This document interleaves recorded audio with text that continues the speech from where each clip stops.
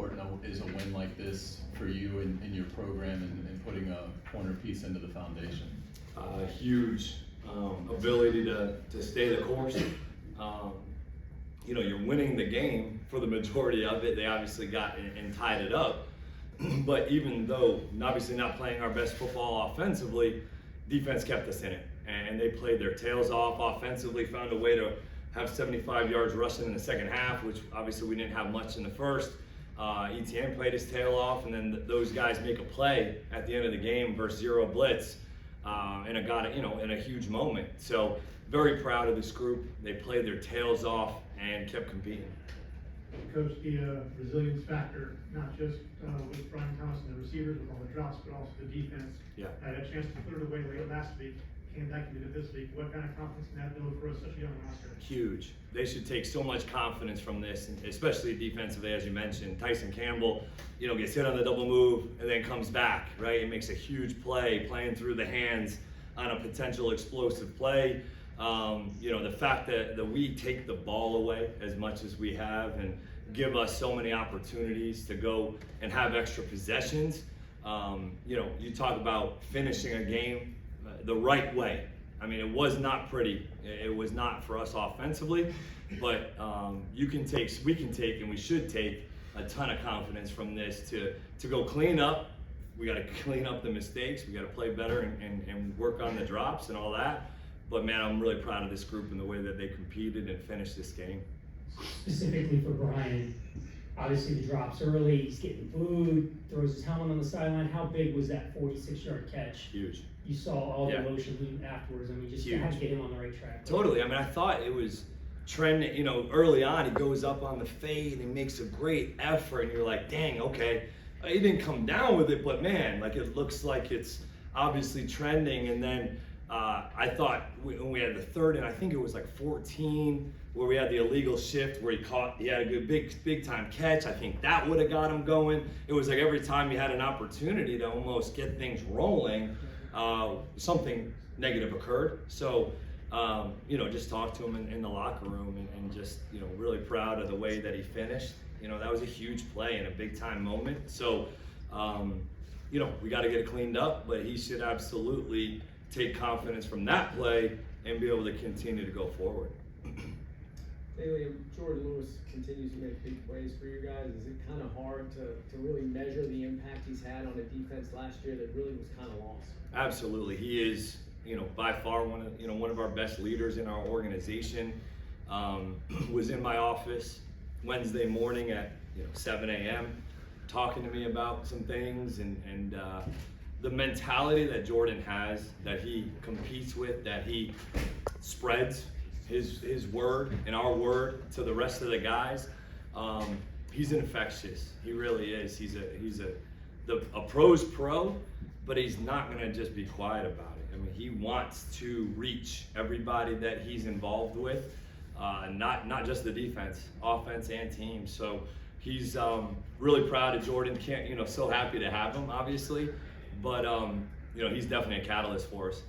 When you're just starting as a new head coach, what does a win like this do for you when it's not going right, but then all of a sudden at the end it does? Yeah, it had you had a little bit of an eerie feeling almost, kind of like last week in a way, where you're like, oh God, they're moving it a little.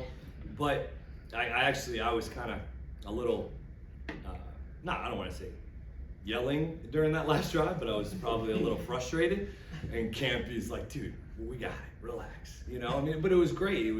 Gave me confidence. And the way that they were playing, I wasn't questioning whether they were going to get a stop, but you're starting to see it get moved down the field. And but there's no flinch really out of that group. I mean, last week was obviously disappointing to not finish it on the right end, and to see them go out and take this win, to go take it from them.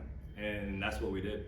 Hey Liam, 3 games now seeing Josh Hines-Allen in action, and today obviously with the tip at the end. Just what have you seen from him, and how important has he been to this defense? Huge. I mean, like we kind of said during the week, it hasn't quite shown in every stat book, but his presence, what he does in terms of affecting the game, both in the run and the pass, has been really, really something that's helped us out to get other people to be able to get pressures and the way that he affects the game, but also just his practice habits, man. Like the way Josh practices, the way that he is in the meeting setting, the way that he lifts, the way that he does everything is really what we're trying to continue to do as a program, and really proud and happy for that defense, especially for Josh.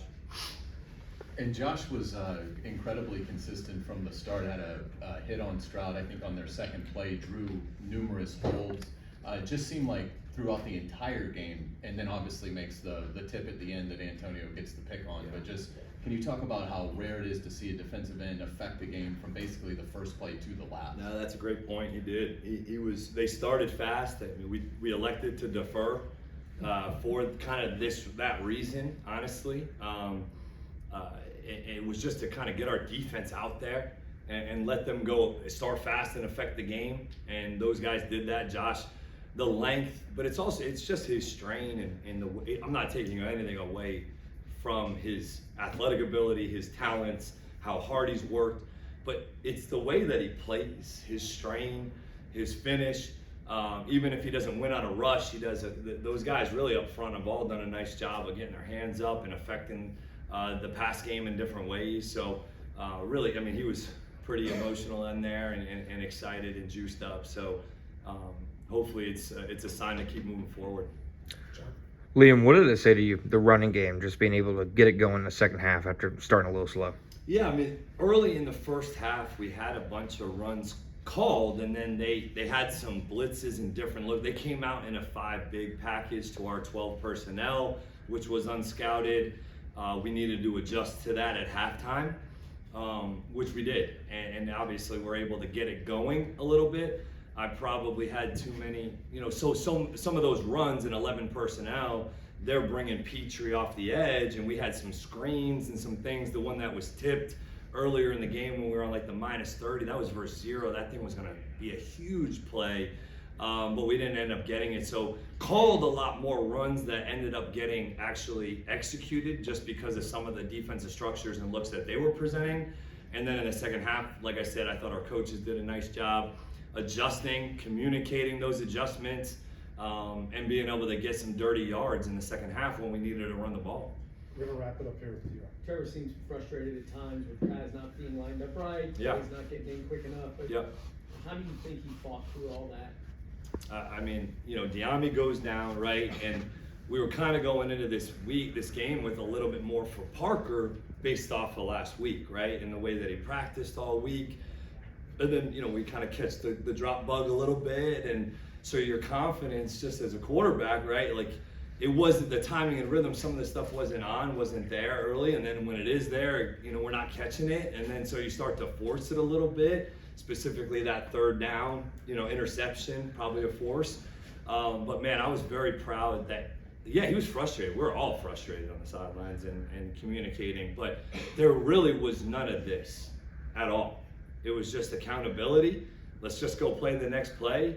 And then in a critical moment, that play to BT was all Trevor in terms of the can. Like, that was a run play that they had saw blitz on, 0 blitz.